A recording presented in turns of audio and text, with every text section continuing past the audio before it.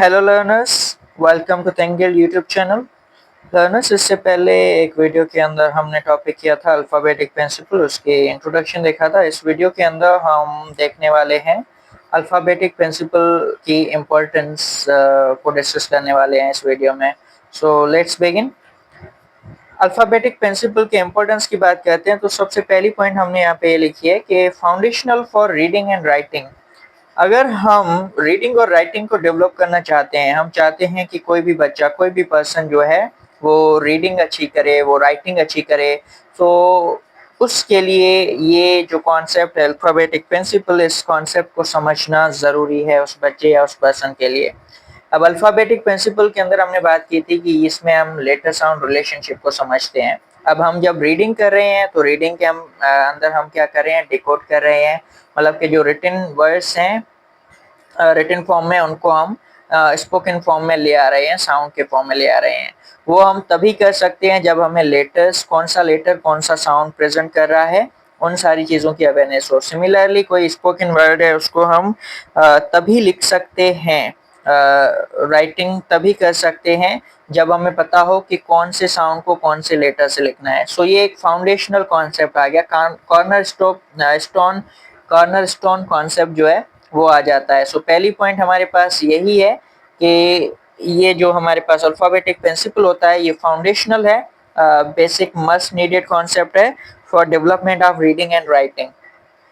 Second thing अगर हम discuss करते हैं तो इसके अंदर यहाँ पे बात हो रही है helps children sound out words independently. अगर हम इंडिपेंडेंट रीडिंग और इंडिपेंडेंट राइटिंग की बात करते हैं तो वो पॉसिबल हो जाती है अल्फाबेटिक प्रिंसिपल के थ्रू।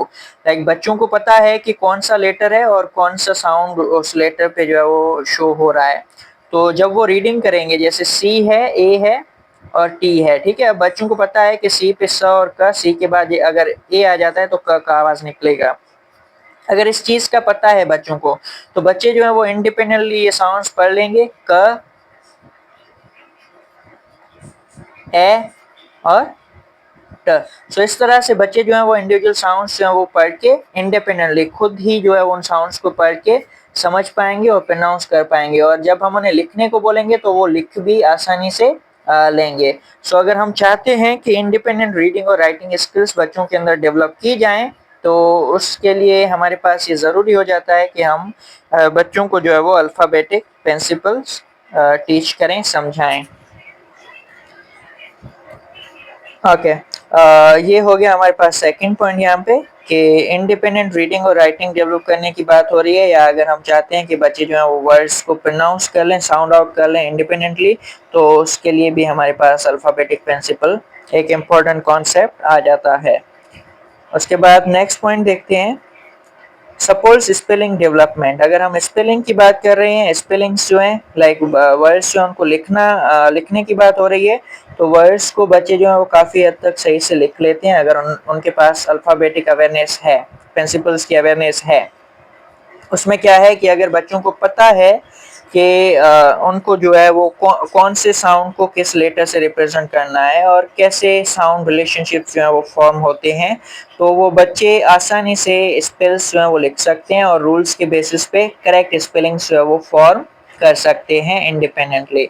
स्पेलिंग डेवलपमेंट के अंदर भी अल्फ़ाबेटिक प्रिंसिपल जो है वो काफ़ी इंपॉर्टेंट एक रोल प्ले करता है।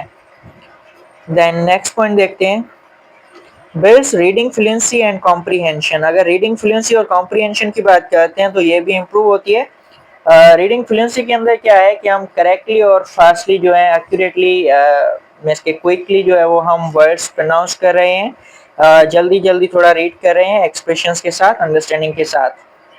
सो रीडिंग फ्लुएंसी इंप्रूव हो जाती है। यहाँ पर रीडिंग फ्लुएंसी किस तरह से इंप्रूव होगी, अगर हम बात करते हैं कि डिकोडिंग की, ठीक है। सो डिकोडिंग अगर आसान हो रही है हमारे पास तो बच्चे जो हैं वो क्या करेंगे, जल्दी जल्दी डिकोड करना शुरू करेंगे और डिकोडिंग के साथ साथ उन वर्ड्स की जो अंडरस्टैंडिंग है, कॉम्प्रीहेंशन है, वो भी काफ़ी हद तक इंप्रूव होगी। सो कॉम्प्रीहेंशन इंप्रूव होगी और डिकोडिंग जो है वो फास्ट हो रही है, दैट मीन्स कि जो रीडिंग की फ्लुएंसी है वो फ्लुएंसी भी वो आहिस्ता आहिस्ता डेवलप हो रही होगी और बच्चों का जो अंडरस्टैंडिंग लेवल है, कॉम्प्रीहेंशन लेवल है, वो भी आहिस्ता आहिस्ता इम्प्रूव होता जाएगा।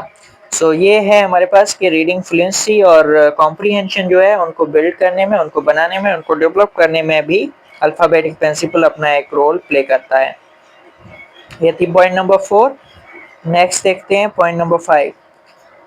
अच्छा, इस पॉइंट के अंदर हम ये बात कर रहे हैं कि ये वाली point number 5, essential for reading unfamiliar words. अगर अनफेमिलियर वर्ड्स बच्चों के सामने आ जाते हैं, फेमिलियर वर्ड्स तो खैर क्या है कि वो प्रैक्टिस कर रहे हैं बच्चे, तो उनको वो आसानी से डिकोड कर लेते हैं, आसानी से पढ़ लेते हैं, आसानी से उनको समझ लेते हैं।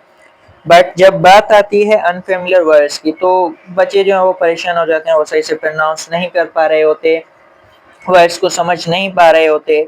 सो अनफेमिलियर वर्ड्स उनकी रीडिंग जो है उसको आसान बनाना अगर हम चाहते हैं, तो उसके लिए भी अल्फ़ाबेटिक प्रिंसिपल जो है वो एक इम्पॉर्टेंट रोल प्ले करता है। जब हम साउंड और लेटर्स को कनेक्ट करके प्रोनाउंसिएशन फॉर्मेशन की बात करते हैं, प्रोनाउंसिएशन जो है वो काफ़ी हद तक आसान हो जाती है साउंड और लेटर्स को कनेक्ट करने के बाद, समझने के बाद। सो अनफेमिलियर वर्ड्स से उनको बच्चे जो है वो काफ़ी हद तक सही से पढ़ पाएंगे, रीडिंग उनकी सही कर पाएंगे। सो ये एक एसेंशियल कॉन्सेप्ट हो जाता है अल्फ़ाबेटिक प्रिंसिपल, जब हम बात कर रहे हैं अनफेमिलियर वर्ड्स की रीडिंग की। सो ये थी हमारे पास 5 पॉइंट्स इसके इम्पोर्टेंस के हवाले से। सबसे पहली पॉइंट की अगर हम बात करते हैं, वेरी फर्स्ट पॉइंट इज ये फाउंडेशनल है फॉर रीडिंग एंड राइटिंग दोनों के लिए। दूसरी चीज़ ये है कि helps children sound out words independently.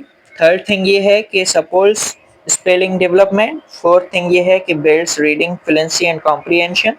And number fifth thing ये है कि essential for reading unfamiliar words. So ये था हमारा आज के इस वीडियो का concept, topic importance of alphabetic principal, जो हमने डिस्कस किया। आपकी कोई भी क्यूरीज हो, कोई भी क्वेश्चंस वगैरह हो, तो आप कमेंट सेक्शन के अंदर पूछ सकते हैं। I am available there to help you. And मैं कोशिश करूँगा आपके आंसर्स का रिस्पांस, सॉरी को आपके जो क्वेश्चंस हैं उन क्वेश्चंस को रिस्पांस करूँ, और जितना मुमकिन हो सके उतना कॉन्सेप्ट लेकर आने की कोशिश करूँ। Thank you for supporting, keep watching.